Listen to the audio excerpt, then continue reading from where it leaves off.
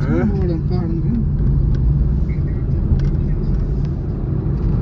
না ভাইয়ের সাথে কথা কইছি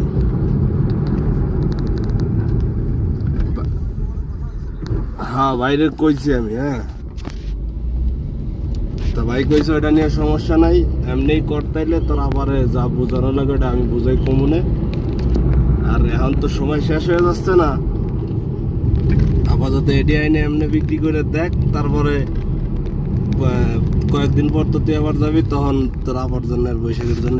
চেন নিয়ে আসিস সেটা আমি বুঝাই বলবো তোর আবার